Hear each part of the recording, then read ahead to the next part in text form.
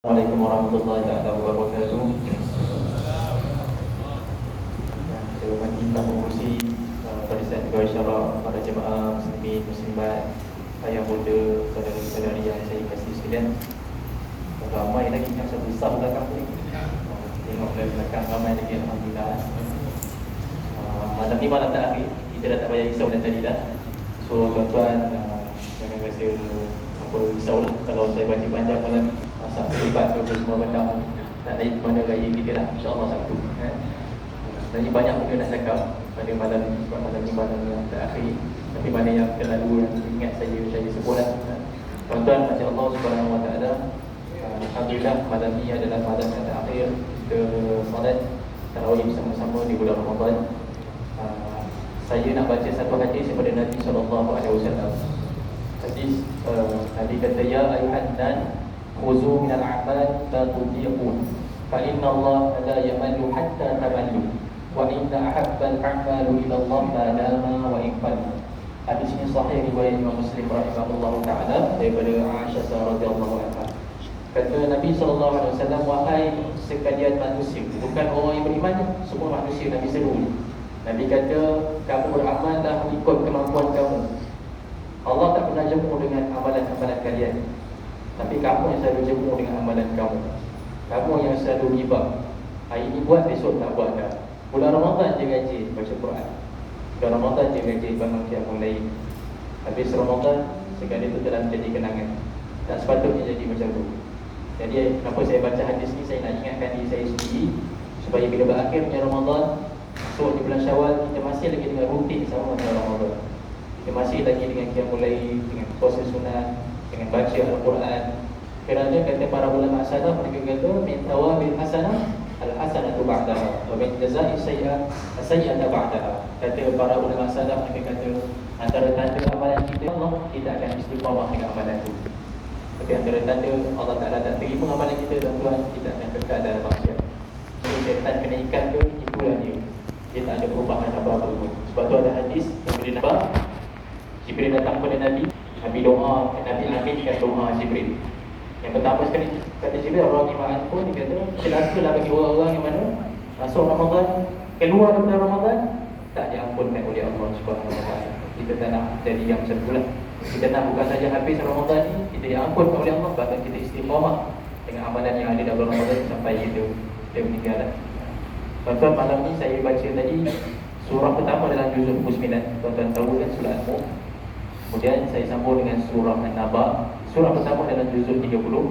Saya ni ada satu masalah, saya kalau hafal surah panjang-panjang, saya lagi senang ingat daripada surah yang pendek-pendek. Sebab juzuk-juzuk belakang-belakang ni, irama belakang ni sama-sama. Jadi dia buat kita keliru lah. Dulu saya pernah masuk pertandingan hafazan juzuk 30 lah. Punya risau. Macam malam ni kan, itu malam-malam sebelum ni saya jadi imam tarawih kat sini, saya santai. Malam ni memang gabrah ada bom betul. Pasal tuan-tuan semua habis-habis belakang ni surah Al-Mulk.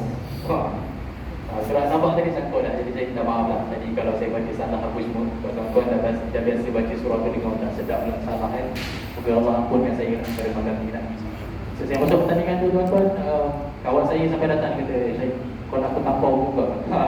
Sebab tengok muka tedau macam mana ni kan, masuk pertandingan juzuk Amma dia juzuk 30. Biasanya para pengupas ni kita akan start hafal tu daripada juzuk belakang. Juzuk Amma tu sebab surah tu dimulai dengan Amma dan Tasa'adu kan, berita daripada Allah Subhanahu Wa Taala.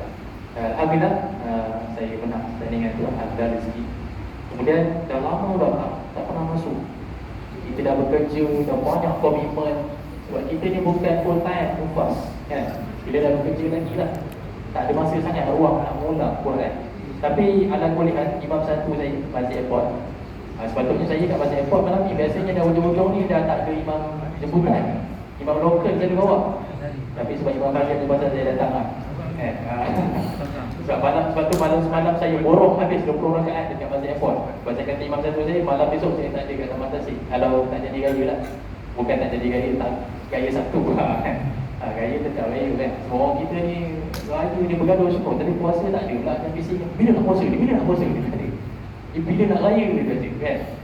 Jadi orang-orang yang geng-geng gaya Jumaat, minta maaf, harap awak semua mohon. Kami belum puas tarawih lagi, hadap nak satu kali lagi. Dan saya kesian nak siapa jadi imam yang boleh malam ni. Takut dia seorang-seorang je datang malam ni. Orang semua dah pun nak bergaya semua kan. Takut imam yang nak datang yang boleh malam ni pun dah tak kuat, dah tak seru nak datang. Silap-silap kau pengurusi buat kat rumah dah nanti kan. Tak nak nak datang lah. Dia dah nampak tu ya kan. Kalau malam raya ni tuan-tuan, saya rasa saya tak boleh jadi imam dah malam ni lah. Pasal akan berlaku perang besar-besaran kat luar tadi semua kan. Biasa kalau kat kampung malam raya tu, kita jadi imam ke, kita takbir raya ke, habis semua tenggelam dah. Dengarkan bunyi perang Syria, lawan perang Iran, lawan US Amerika semua kat luar tu kan. Saya sikit lah saya kata tuan-tuan, anak-anak ni silakan nak main bunga ke apa kan. Kan tak ada suasana pula raya kita. Tapi anak-anak tuan-tuan kalau boleh besok malam lepas Isyak bawa anak pergi masjid takbir dulu ramai-ramai. Itu cara kita sambut raya, bukan cara sambut dengan bunga api mengecun tuan-tuan. Habis takbir tu semua main balik nak pergi main mengecun bunga api dan takbir lah. Suka hati tuan-tuan tak boleh. Dah beli mahal tu Ustaz kan, satu box tu ibu kan. Main lah. Tapi sebelum tu kita pergi masjid takbir dah dulu. Ni orang nak bertengah nak takbir habis terlalu berselimpak semua suara tak dengar lagi dah. Dengar orang bunyi mengecun je kat luar semua. Allah kata dalam Quran, wa litukabbirullaha ala ma hadakum wa la'allakum tashkurun. Selesai hari puasa, kamu sambut Syawal dengan takbir. Itu tanda kamu bersyukur kepada Allah Subhanahu Wa Taala. Kamu dah menang. Syawal ni kemenangan kita, takbir kan kita tahu Allahu Akbar. Ramai-ramai kan. Itu tanda kemenangan kita, bukan dengan tiba itu budaya agama lain. Tapi kita nak main atas sebab keharusan dan tak ada apa nak buat, silakan lah. Jadi ini orang lain tak boleh terpulang. Saya bukan nak kritik. Anak tuan-tuan bawa pergi masjid dulu. Esok malam habis takbir kita pergi berbaloi mengucur apa semua Kalau di tempat kami bawa anak-anak rumah ke rumah tapi bising jugalah sama nak mengucur apa semua Cuma ini cara kita menyambut Syawal sepatutnya macam tu lah Dan yang bagi wanita, anak-anak wanita tolong nasihatkan sikit lah. Janganlah kita dah penat jaga apa ni mata kan, jaga ibadat puasa kita. Pagi raya habis kan. Dengan Tok Imam menitip lagi tengok pakaian wanita-wanita pergi baju raya. Ketat-ketat sembuh. Nama hijabista tapi macam tak berhijab kita tengok kan. Kita baca khutbah atau mimbar pun boleh terpam tak berasa. Budak-budak perempuan datang masjid semua. Itu pun kena jaga jugalah kan. Takut-takut nanti baru bagi Syawal habis dah hilang semua pahala. Kata Buya Hamka rahimahullah ta'ala, kita nak kena jaga adab masa Syawal nanti. Kata Buya Hamka, pertama sekali nak tengok betul-betul orang tu berjaya ke tidak bulan Ramadan tu hari, subuh pagi Syawal. Tengok berapa ramai datang. Kalau ramai dah tewas tu, ada yang tak kena dengan Ramadan kita tu hari dah. Sebab tu nak kena jaga amalan kita ni. Baik sekarang, selepas Ramadan sampai ke ni. Ramadan ni bukan bulan Quran sahaja, bukan. Ramadan ni bulan kita lipat gandakan bacaan Al-Quran kita. Ramadan ni bukan bulan kita baru nak start buka balik juzuk-juzuk yang kita dah lupa. Tapi bulan Ramadan ni kita kena ulang balik semua amalan yang kita pernah hafal dahulu.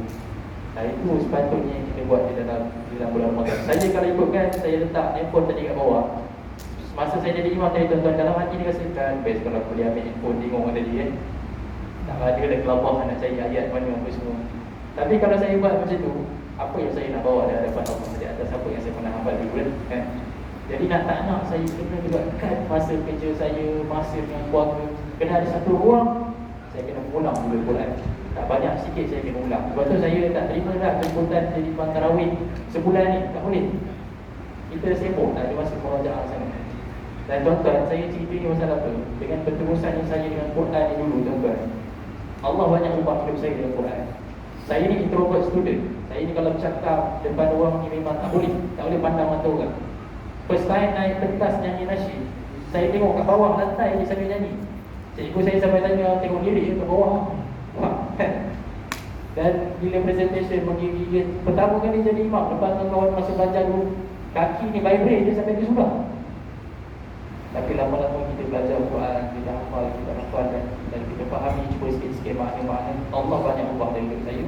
Banyak rezeki sikit demi sikit datang lepas bulan. Sebab tu kita kena kekalkan Quran bukan hanya bulan Ramadan, tapi lepas habis bulan Ramadan pun kita kena bersama dengan Quran. Ibu-ibu jangan risau.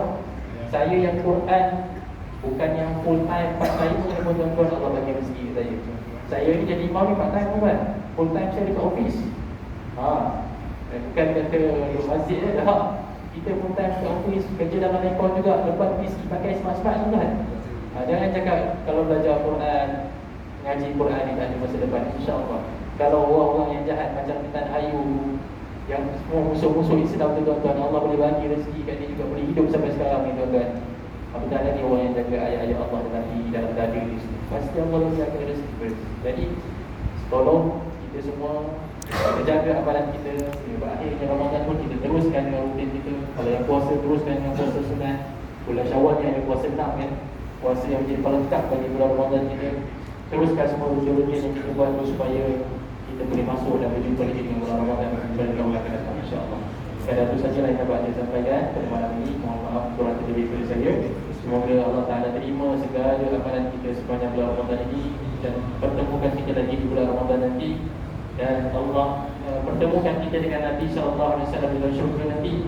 Dan kita boleh dengar cerita daripada Nabi SAW sendiri depan Nabi nanti, macam mana puasa mereka di depan Nabi.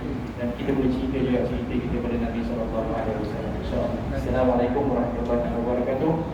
Kita tutup dengan salat witir 3 rakaat 2 salam, insyaAllah. Salam jami'ah rahmatullah.